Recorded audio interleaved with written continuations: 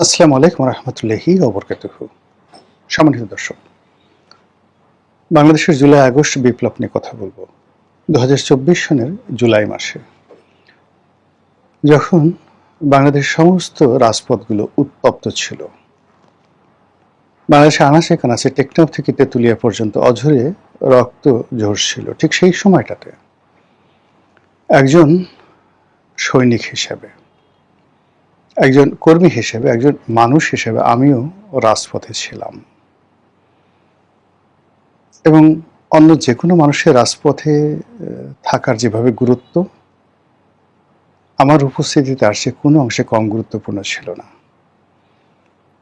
আমি আমার মন নিয়েছিলাম, মস্তিষ্ক নিয়েছিলাম, সহায় নিয়েছিলাম, সম্পত্তি নিয়েছিলাম, আমার রাজনৈতিক ক্যারিয়ার নিয়েছিলাম এবং আমার জীবনটি যে কোনো সময় চলে যেতে পারে এরকম অনিশ্চয়তার মধ্যেও আমি রাজপথে ঘুরে বেরিয়েছি, কথা বলেছি, লিখেছি এবং জনমত গঠন করা থেকে শুরু করে যারা বিপ্লবী ছিলেন কিংবা রাজনৈতিক যারা নেতৃবৃন্দ ছিলেন তাদের সঙ্গে, প্রায় সবার সঙ্গেই আমার একটা যোগাযোগ ছিল। তো কাজে এই জুলাই বিপ্লব যখন সফল হলো, যে কজন মানুষ বাংলাদেশের সবচেয়ে খুশি ছিলেন আমি তাদেরই একজন। কোনো লেনাদেনা ছিল না, কোনো পাওনা ছিল না, কোনো আশা ছিল না। শুধু এই বিপ্লব সফল হয়েছে, আমি ঘরে উঠে গিয়েছি, আমি আমার আপন কর্মে ব্যস্ত হয়ে পড়েছি। অন্তর্বর্তীকালীন সরকারের জমানাতে কোনো দিন কারো কাছে যায়নি, কাউকে একটা টেলিফোন করিনি, কারো একটা ফোন রিসিভও করিনি, কোনো সুপারিশ করিনি কারোর জন্য, নিজের জন্য তো প্রশ্নই আসে না। আবার একইভাবে যখন তারেক রহমান সাহেব এলেন, সেই সময়টাতে বহু মানুষ বহু চেষ্টা করলো, কত মানুষ ছুটোছুটি করলো। বিএনপির কোনো নেতা বলতে পারবেন না তাদের কারোর সঙ্গে আমার টেলিফোনে যোগাযোগ হয়েছে এই জুলাই আগস্ট বিপ্লবের পরে। তাদের কাছে গিয়েছি, কিছু চেয়েছি, চাওয়ার মতো ভাবসাব করেছি, বা আমার মনের মধ্যে তারা কোনো লোভ লালসা দেখেছেন এ কথা কেউ বলতে পারবে না। শুধুমাত্র জুলাই থাকুক, জুলাই বেঁচে থাকুক, সফল হোক, এই কামনা থেকে আমি আমার আপন কাজ করে চলেছি। 2 বছরের মধ্যে বহু ঘটনা ঘটেছে, আর সে সকল ঘটনার মধ্যে যেগুলো দৃশ্যমান, একটি হলো ইউনূস রেজিমের পতন হয়েছে। এখন ডক্টর মোহাম্মদ ইউনূস এবং তার সাথে যারাই সহযোগী ছিলেন, প্রতিটি মানুষ আমাদের এই সমাজে কারো কাছে ঘৃণিত, কারো কাছে নিন্দিত, কারো কাছে প্রতিশোধের উপলক্ষ। সুযোগ পেলে তারা এই সকল লোকদের উপর প্রতিশোধ চরিতার্থ করবে। কেন করবে, কি করবে সেটা অন্য একটা বিষয়, আমি শুধুমাত্র সিনিয়রগুলো বলছি। এরপর এই জুলাই আগস্টে যারা নিজেদেরকে জুলাই যোদ্ধা বলেন, জুলাই বিপ্লবী বলেন, তাদেরকে নিয়ে এখন যে সকল আজে বাজে কথা বলা হচ্ছে, যে সকল শব্দ উচ্চারণ করা হচ্ছে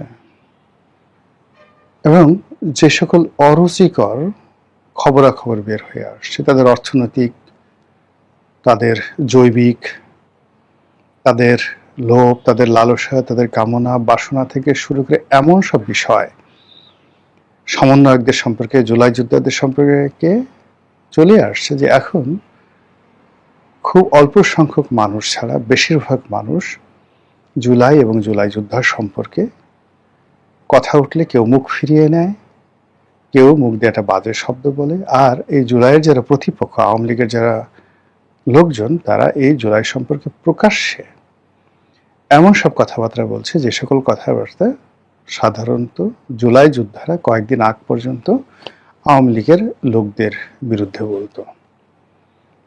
2 বছরের মাথায় পরিস্থিতি এমন একটা জায়গাতে এসে পৌঁছে গেছে, মানুষ এখন আর আওয়ামী লীগের বিরুদ্ধে কোনো নেতিবাচক কথা শুনতে চায় না। বরং তাদের কাছে যদি এই আন্দোলনকারী জুলাই যোদ্ধা, এনসিপি, জামাত, বিএনপি যারা এই সময়টাতে ক্ষমতার অংশীদার, তাদের সম্পর্কে যে কোনো নেতিবাচক কথা আপনি বলেন, সঙ্গে সঙ্গে কান খাড়া করবে, তারপরে নিজে দাঁড়িয়ে যাবে, আপনাদেরকে বসাবে এবং বলবে যে ভাই আরো কিছু বলেন, শুনতে খুব ইচ্ছা করছে। এই কোন লোক বিদেশে কত টাকা পাচার করেছে, কার কয়টা গার্লফ্রেন্ড আছে, কে কতটা টাউটারি করেছে, কে কতটা বাটপারি করেছে, কার পাঞ্জাবির পকেট ভরে গেছে টাকাতে, কে কোন জঙ্গিবাদের সাথে জড়িত, কে আমেরিকার ডিপ এজেন্টের লোক ছিল, কে আওয়ামী লীগের এজেন্ট ছিল, কে বিএনপির এজেন্ট ছিল, তারেক রহমান সাহেব লন্ডন থেকে কার কার সাথে যোগাযোগ করেছেন, এই কথাগুলো মানুষ এখন শুনতে চাচ্ছে। এর ফলে কি হলো, একটা সময়, এটা 2024 সনের নভেম্বর ডিসেম্বর, এমনকি 2025 সনের জানুয়ারি ফেব্রুয়ারি মাস পর্যন্ত এই ট্রেন্ডটা চালু ছিল। মানুষ জুলাই যুদ্ধ হতে চেত, মানুষ বলতে চাইতো আমি জুলাই যুদ্ধের মাস্টার মাইন্ড, অথবা আমি জুলাই যুদ্ধের মাস্টার মাইন্ডের আত্মীয়, শালা, সম্বন্ধী, ভাগিনা, ভাতিজা ইত্যাদি। কিন্তু এখন যদি আপনি কাউকে গিয়ে এ ধরনের কথাবার্তা বলতে চান, তারা মুখ ফিরিয়ে নেবে। ইতিমধ্যে এই পুরো যে বিপ্লবের যে প্রক্রিয়াটি, এটি যেটা হৃদয় আছে, এটির যে একটা কাব্যগাথা আছে, এটির যে একটা সাহিত্য আছে, এটি পুরো মানে রিভার্স হয়ে গেছে।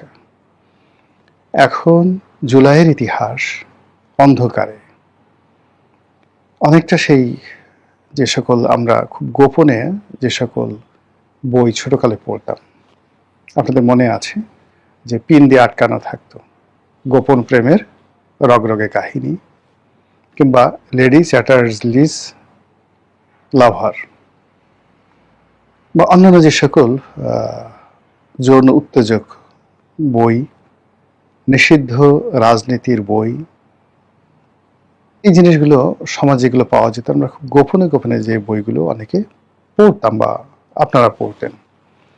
তো সেই রকম আসলে জুলাইয়ের যে প্রকৃত ইতিহাস, সেই ইতিহাসটা সামনে আনা যাচ্ছে না। এখানে সবাই প্রশ্ন করছে যে এই যে এত বড় একটা বিপ্লব হলো, এটা কি কেবলই মাত্র কোটা বিরোধী আন্দোলন ছিল? এটা কি এই কোটা বিরোধী আন্দোলনের অল্প কয়েকজন যারা নেতৃত্ব ছিলেন, তাদের আহ্বানে সারা বাংলাদেশে যে লক্ষ লক্ষ মানুষ রাস্তায় বের হয়ে এলো, তারা কি এই কোটা পদ্ধতি চালুর জন্য এলো, নাকি শেখ হাসিনার বিরুদ্ধে তাদের যে পুঞ্জীবিত ক্ষোভ এবং বিক্ষোভ ছিল সেটাকে উদ্গীরণ করার জন্য এলো, নাকি এরকম একটা নাটক তৈরি করা হয়েছিল, পরিবেশ পরিস্থিতি তৈরি করা হয়েছিল, এরকম একটা ভাইব তৈরি করা হয়েছিল যে মানুষের মধ্যে আবেগ তৈরি হয়ে যায়, এবং সেই আবেগে মানুষ রাস্তায় নেমে আসে। আর মানুষ যখন রাস্তায় নেমে এসেছিল আবাল বৃদ্ধ বনিতা, ঠিক সেই সময়টাতে যারা পর্দার আড়ালের খেলোয়াড়, তারা খেলে দিয়েছে। কেউ AK-47 হাতে নিয়েছে, কেউ স্নাইপার রাইফেল হাতে নিয়েছে, কেউ তলোয়ার হাতে নিয়েছে, আরো অনেক কিছু। এই কথাগুলো এখন আর কেউ প্রকাশ্যে আলোচনা করতে চাচ্ছে না। এর কারণ হলো যে বেশিরভাগ মানুষ আন্দোলনে মোরাললেস, বুঝে হোক না বুঝে হোক, আবেগের কারণে হোক, সবাই গিয়েছে। তো এই বিষয়গুলো যত বেশি আলোচনা করছে, তারা সবাই ভয় পাচ্ছে। যেমন আমি ভয় পাচ্ছি যে ঠিক আছে, আমি তো 2014 সন থেকে এরকম চ্যাটাং চ্যাটাং কথা বলে আসছি। তো এখন দেখা গেল ভবিষ্যতে আওয়ামী লীগ এলো বা অন্য কোনো দল এলো, আচ্ছা ঠিক আছে, গোলাম মোল্লা রনিকে ধরে আনো, এনে তার কাছে এটা জিজ্ঞাসা করো যে তার সাথে তারেক রহমান সাহেবের সাথে কি কথা হয়েছিল, তার সাথে জামাতের লোকজনের কি কথা হয়েছিল, এনসিপির লোকজনের সাথে কোনো কথাবার্তা হয়েছিল কিনা, তার সাথে মার্কিন ডিপ স্টেটের কোনো কথা হয়েছিল কিনা, কিংবা বিদেশের যারা ইল্লু পিঙ্কু আছে তাদের সাথে কোনো কালে কথা হয়েছিল কিনা। যারা পালিয়ে যাবে তারা তো যাবেনই, কিন্তু যারা দেশে থাকবেন, আমাদের মতো যারা দেশে মরে গেলেও থাকবেন, প্রতিটি মানুষের মধ্যে এই ধরনের একটা ভয়, ডিবি অফিসে নিল, ডিজিএফআই অফিসে নিল, নিয়ে এই ধরনের কথাবার্তা প্রশ্ন করলো। এখন ধরেন আপনি কিছু জানেন না, শুধুমাত্র আবেগের বশে আপনি রাস্তায় নেমেছেন, আবেগের বশে অনেক কথা বলেছেন। এখন সেই সকল কথাবার্তা ক্লিপ, এগুলো কেন আপনি বলেছেন, আফটার 2 ইয়ার্স 3 ইয়ার্স যদি আপনাকে এগুলো জিজ্ঞাসা করা হয়, আপনি রীতিমতো সোদনা হয়ে যাবেন, বেকুব হয়ে যাবেন। এবং যখন আপনাকে কোনো কর্তৃপক্ষ এভাবে জিজ্ঞাসা করবে, আপনার হাত পা থরথর করে কাঁপতে থাকবে। তো এর ফলে কি হলো, মানে এই যে জুলাই নিয়ে যে আবেগ ছিল, উচ্ছ্বাস ছিল, এবং সবাই যেভাবে নিজেদেরকে জুলাই যোদ্ধা মনে করতেন, এখন সেখান থেকে ক্রমশ মানুষ জাস্ট অনেকটা সেই হরলিক্সের মতো, আমি এমনি এমনি খেয়েছি। হরলিক্সের একটা বিজ্ঞাপন হতো না, খুব সুন্দর, যে আমি তো এমনি এমনি খাই। কেউ পুষ্টির জন্য খায়, কেউ প্রয়োজনে খায়, কিছু কিছু কিছু মানুষ আছে এমনি এমনি হরলিক্স খায়, ভালো লাগে। আমাদের দেশে কিছু কিছু মানুষ আছে রাস্তায় লোকজন দাঁড়ানো দেখলে তারা দাঁড়ায়, মসজিদে দাঁড়িয়ে নামাজে দাঁড়ায়, কেউ যদি কোনো কারণে একটু কাশিয়ে দেয়, তো যে লোক জীবনে গত 2-3 বছরে কাশিয়ে নেই, সেই দিনও তাকে কাশতে হবেই মসজিদের মধ্যে করে, এরকম একটা কাশি দিতেই হবে। এরপরে নামাজে দাঁড়িয়েছে, সেজদায় কোনো হয়তো অবোধ বালক বালিকা, সে হয়তো কিক করে হেসে দিয়েছে, 80 বছরের বুড়া লোকটি পাশে, তাকেও হাসতে হবে। হাসতে হাসতে তার চোখ দিয়ে পানি ঝরঝর করে পড়ে গেছে। ওই যে শিশুকে হেসেছিল সে হয়তো থেমে গেছে, কিন্তু বুড়া আর থামছে না। রাস্তাতে আপনি যাচ্ছেন, হঠাৎ করে দেখা গেল যে দাঁড়িয়ে 3-4 জন লোক একটা ওয়ালের ওখানে দাঁড়িয়ে প্রস্রাব করছে। আপনার কোনো দরকার নাই, আপনি গাড়ি থামাবেন, মোটরসাইকেল থামাবেন, বা বাজার সওদা নিয়ে যাচ্ছেন, আপনি ওখানে আপনার প্রস্রাব করতে হবে ঠিক ওই জায়গাতে লাইনে দাঁড়িয়ে। এই হলো আমাদের দেশের লোকজনের একটা স্বাভাবিক অবস্থা, হুজুকে চলে। তো জুলাই এবং আগস্টে যে হুজুক সারা বাংলাদেশে চলেছিল, প্রথম দিকে এই হুজুকের দাবিদার হিসেবে আমরা সবাই দাবি করেছি, আর এখন ধীরে ধীরে তার থেকে বের হয়ে আসার চেষ্টা করছি। কারণটা কি? প্রথম কারণ ডক্টর মোহাম্মদ ইউনূসের ব্যর্থতা। দ্বিতীয় কারণ, ওই সময়টিতে আওয়ামী লীগ বিরোধী যে সকল শক্তি ছিল, যাদের প্রতি একটা পাবলিক সেন্টিমেন্ট ছিল, প্রায় সবাই 3 থেকে 4 মাসের মধ্যে চাঁদাবাজি, মাস্তানি, দখলবাজি ইত্যাদি বিভিন্ন কর্মে যে রেকর্ড তৈরি করেছে, সেই রেকর্ডগুলো আওয়ামী লীগ জমানার 17 বছরের সকল রেকর্ডকে পিছনে ফেলে দিয়েছে। ফলে কি হলো, মানুষের মোহ কেটে গেছে, আতঙ্ক ছড়িয়ে পড়েছে। এরপর যেটা হলো যে মানুষের কর্ম, সেই কর্মসংস্থান, অন্ন, বস্ত্র, বাসস্থান, এবং যাকে বলা হয় তাদের যে নিত্য নৈমিত্তিক প্রয়োজন, একই সঙ্গে তার নিরাপত্তা ভাবনা, নিরাপদে নির্বিবাদে চলার গ্যারান্টি, বাঁচার গ্যারান্টি, চিকিৎসার গ্যারান্টি, রাষ্ট্র, সমাজ, সংসারে যে উপকরণগুলো রয়েছে, প্রায় সব কিছু রীতিমতো আবর্জনায় পরিণত হয়েছে। মানুষের স্বপ্ন বিলীন হয়ে গেছে, প্রায় সব ক্ষেত্রে হাহাকার, এবং চারিদিক থেকে শুধু হায়নার চিৎকার। যে সকল কথা শুনছি ভালো লাগছে না, যে সকল দৃশ্য দেখছি একেবারে অপছন্দ। ফলে আগামীকালটি আপনার আমার কেমন যাবে, আগামী বছরটি কেমন যাবে, এই বিষয়ে আমরা কোনো সিদ্ধান্ত নিতে পারছি না। আর এরই মধ্যে যখন 2026 সনের জুলাই মাস চলে এলো, ঠিক সেই সময়টাতে মানুষের ক্রোধ এবং ক্ষোভ কোন পর্যায়ে গিয়ে পৌঁছে গেছে, বাংলাদেশের একজন অত্যন্ত শীর্ষস্থানীয় অভিনেত্রী, প্রয়াত হুমায়ুন আহমেদের স্ত্রী, অনেকের কাছে সমালোচিত, আবার অনেকের কাছে নন্দিত। তার মেধা, তার যোগ্যতা, তারপরে তার রুচি, তার শিল্পমনা, তার অভিনয় দক্ষতা, তার নৃত্য পটীয়সীয়তা, তার বংশমর্যাদা, মানে এইগুলো নিয়ে আপনি একটা স্পট ধরতে পারবেন না। তার একটি অপরাধ, সেটি হলো সে বাবার বয়সী একজন মানুষের প্রেমে পড়েছে, তার সঙ্গে বিয়ে করেছে, তার ঘরণী হয়েছে। এছাড়া আপনি মেহের আফরোজ শাওনকে যদি তার বাবার পরিচয় মোহাম্মদ আলীকে ধরেন, তার মায়ের পরিচয় তহুর আলীকে ধরেন, তার নিজের পরিচয় ধরেন, তার ছাত্র জীবন, সবকিছু ধরেন, আপনি এই বাংলায় অহরহ তার পাশে দাঁড়ানোর মতো, এরকম দাঁড়ানোর মতো রমণী খুঁজে পাবেন না। একমাত্র সেই একজন দুজন তার যারা সহশিল্পী ছিলেন, আমার এই মুহূর্তে মনে আসছে না, বাট মেহের আফরোজ শাওন ইজ অনন্যা সব দিক থেকে। সেই মেহের আফরোজ শাওন জুলাইয়ের পরপরই সে একের পর এক বক্তব্য দিয়ে যাচ্ছে, এবং ইদানিং বক্তব্য দিতে দিতে দিতে দিতে সে ধৈর্য হারিয়ে ফেলেছে এবং রিসেন্টলি সে এই জুলাই মাসে একদম প্রথম দিকে জুলাই CDI, আপনাদের সবাই জানেন এর অর্থ।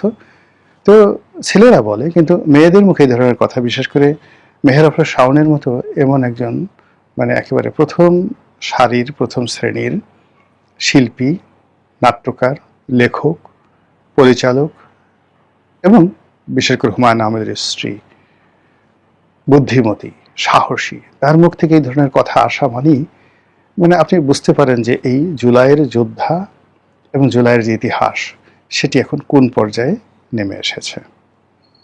সারা বাংলাদেশ তোলপাড় চলছে শাওনকে নিয়ে, যে যার মতো গালাগালি করছে, কিন্তু গালাগালি করেন, আপনার ভালো লাগে শাওনকে গালাগালি করতে, আপনি করেন, কিন্তু তার সঙ্গে সঙ্গে শাওনকে এই কথা বললো, বা শাওনের মতো অন্যান্য হাজার হাজার মানুষ, লাখ লাখ মানুষ এই কথাগুলো যারা বলছে, আপনি তাদেরকে তো টিকিটে পাচ্ছেন না। শাওন দৃশ্যমান, সে সেই কথাগুলো বলেছে তাই বলছে, কিন্তু তার আগে এরকম ঘটনা তো হওয়ার কথা না। আমরা এত কিছুর পরেও ৭১ মহান মুক্তিযুদ্ধকে মাথায় করে রেখেছি। এমনকি যারা মুক্তিযুদ্ধের পরাজিত শক্তি, তারাও মুক্তিযুদ্ধকে মাথায় করে রাখতে চাচ্ছে, মাথার তাজ বানাতে চাচ্ছে, তারা মুক্তিযোদ্ধা হতে চাচ্ছে, মুক্তিযোদ্ধার ছেলে সন্তান নাতিপুতি হতে চাচ্ছে, মুক্তিযোদ্ধাদের শালক দুলাভাই হতে চাচ্ছে, শিশু মুক্তিযোদ্ধা হতে চাচ্ছে। কিন্তু এখন কয়জন মানুষ জুলাই যুদ্ধ হতে চাচ্ছে? কয়জন মানুষ এখন সমন্বয়ক হতে চাচ্ছে? কয়জন মানুষ সমন্বয়কের শ্যালক দুলাভাই বা জুলাই যোদ্ধার দুলাভাই শ্যালক পিতামাতা হতে চাচ্ছে? এই বিষয়গুলো যদি আপনি মূল্যায়ন করেন, তার সাথে সাথে 2024 সনের জুলাই মাসের সেই রক্তাক্ত দিনগুলি যদি আপনি স্মরণ করেন, বিশ্বাস করেন, আপনি হিসাব মিলাতে পারবেন না। মহান আল্লাহ আমাদের সবাইকে হিদায়াত দান করুন এবং হেফাজত করুন। আসসালামু আলাইকুম ওয়া রাহমাতুল্লাহি ওয়া বারাকাতুহু।